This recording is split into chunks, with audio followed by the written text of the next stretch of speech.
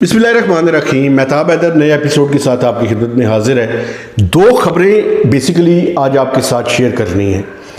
एक खबर तो बड़ी पॉजिटिव है जो कि मैं समझता हूँ कि आपके साथ जो मेरे देखने वाले हैं उनके साथ पूरे सियाक़ो सबाक़ के साथ वो खबर शेयर होनी चाहिए। और दूसरा एक कंसर्न है और वो भी एक्सपेक्टेड है कि उसके सिलसिले में कोई डेवलपमेंट हो जाए with in next 72 to 96 hours. जो मैंने पॉजिटिव बात आपसे करनी है वो ये है कि आपने देखा होगा कि 2 दिन पहले आईएमएफ की जो रेजिडेंट चीफ है उन्होंने एक स्टेटमेंट दी। उस स्टेटमेंट के बाद पाकिस्तान की करेंसी मार्केट ने और जो स्टॉक एक्सचेंज है, स्टॉक मार्केट है, उन दोनों ने बड़ा पॉजिटिवली उसके ऊपर रिस्पॉन्ड किया है। आपने देखा कि रुपया स्ट्रेंथन हुआ है और कल तो बड़ा अजीबो गरीब हुआ कि रुपया बहुत ज़्यादा स्ट्रेंथन हुआ। कोई 10 से 15 रुपए जो है वो रुपया स्ट्रेंथन हुआ against US dollar. It was unprecedented. उसकी सियाक़ो सबाक़ के साथ मैं बात करना चाहता हूँ। और एक और बड़ी इंपॉर्टेंट डेवलपमेंट हुई है। वो डेवलपमेंट ये हुई है कि आपको पता है कि चाइना ने हमें मुख्तलिफ सूरतों के अंदर वो लोन्स दिए हुए हैं।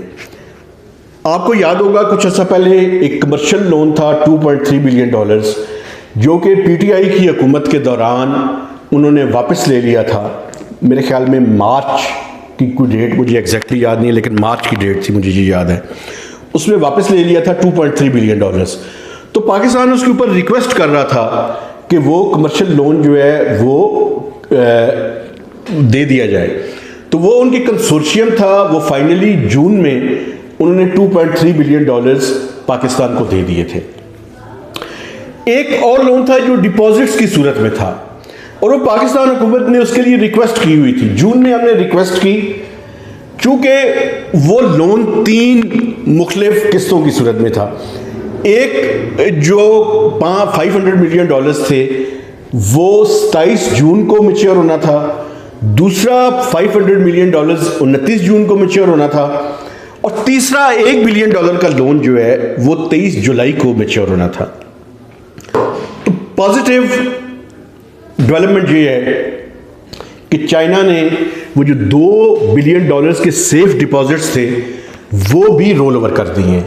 तो ये एक बड़ी पॉजिटिव इंडिकेशन है हमारी मार्केट्स के लिए कि हमने जो लोन्स खतरा था कि अगर उन्होंने रोल ओवर ना किए तो हमें 2 बिलियन डॉलर वापस करने पड़ जाएं, तो वो 2 बिलियन डॉलर्स पाकिस्तान के पास बरकरार रहेंगे।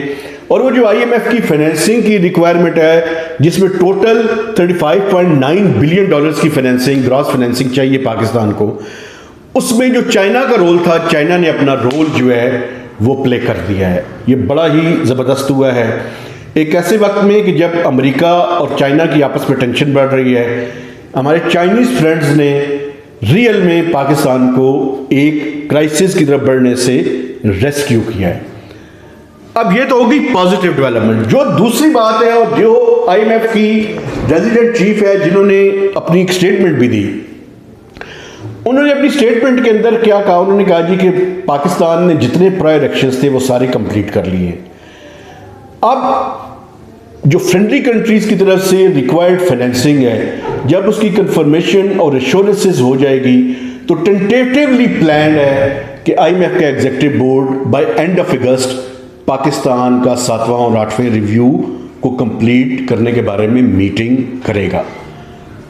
उसकी जो टेंटेटिव डेट है वो मैं आपके साथ शेयर कर सकता हूँ, वो है 24 अगस्त। इसका मतलब ये है कि 10 अगस्त से पहले पहले पाकिस्तान ने अपने जितने भी बायलैटरल फ्रेंड्स हैं, जिसमें मैं आपको बता दूँ सऊदी अरब है, जिसमें कतर है, जिसमें यूएई है, इनकी तरफ से फाइनेंसिंग की एश्योरेंस लेटर ऑफ इंटेंट में साइन करके आईएमएफ को भिजवानी है।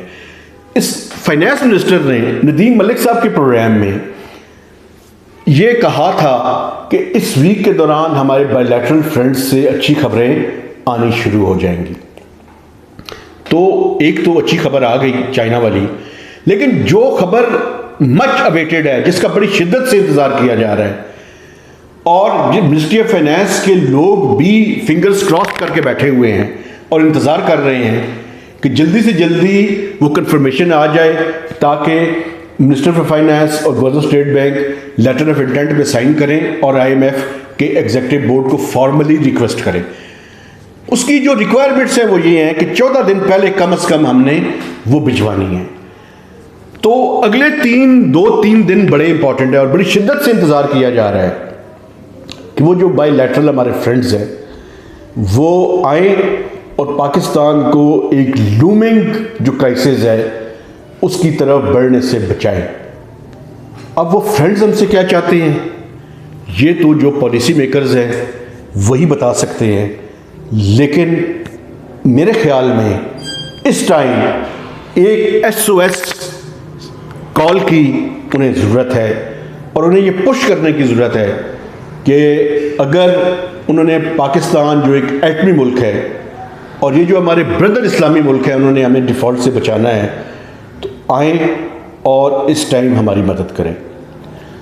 तो 72 से 96 घंटे बड़े इंपॉर्टेंट हैं IMF के प्रोग्राम की रिवाइवल के लिए। ये प्रोग्राम आपको याद करवा दूं कि फरवरी 2022 से स्टाल्ड मोड के अंदर है। IMF में कोई सस्पेंडेड मोड नहीं है, उनकी वोकैबुलरी के अंदर नहीं है, प्रोग्राम रुका हुआ है।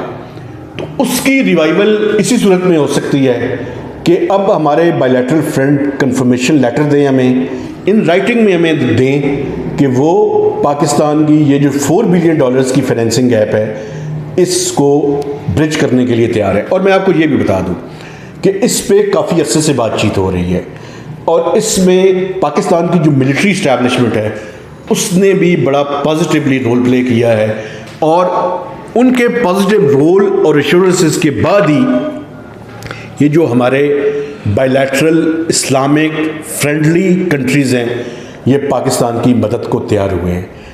लेकिन क्या वजह है कि ये फाइनेंसिंग गैप अभी तक फिल नहीं हुआ?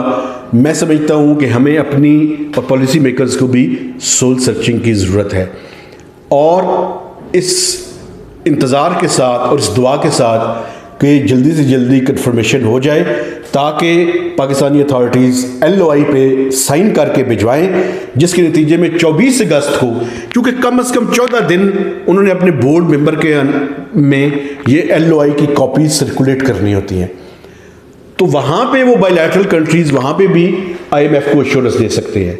तो इस दुआ और उम्मीद के साथ कि ये जल्दी से जल्दी हो जाए और ये प्रोग्राम रिवाइव हो जाए ताकि जो श्रीलंका जैसी सूरत हाल बनने के खतरात पाकिस्तान की इकॉनमी के ऊपर मंडला रहे हैं वो ऑन शॉर्ट टर्म बेसिस कम से कम ख़त्म हो जाए। एक अगला जो वीलॉग मैंने करना है उसका मैं थोड़ा सा हिंट करके आपसे इजाज़त चाहूँगा। टेलीकॉम सेक्टर्स में बड़ी इंपॉर्टेंट डेवलपमेंट्स हो रही हैं और एक स्पेक्ट्रम की हुकूमत ने इजाज़त दी है और उसको अप्रूव किया है। उसमें मैं अगले वीलॉग में आपके साथ पूरी डिटेल शेयर करूँगा कि समरी क्या गई, वर्किंग पेपर क्या गया, उस मीटिंग के दौरान डिस्कशन क्या हुई और किस तरह से 3 जो मेजर प्लेयर्स हैं इस सेक्टर के उन्होंने स्पेक्ट्रम की ऑलमोस्ट मुखालफत की, लेकिन टेलीनॉर को की रिक्वेस्ट पे एक 10 मेगाहर्ट्ज़ का स्पेक्ट्रम जो है उसकी नीलामी की इजाज़त दी गई। तो इसके बारे में पूरी तफसील में आपको अगले वीलॉग में बताऊंगा। महताब हैदर को नए वीलॉग तक इजाज़त दीजिए। खुदा हाफिज़।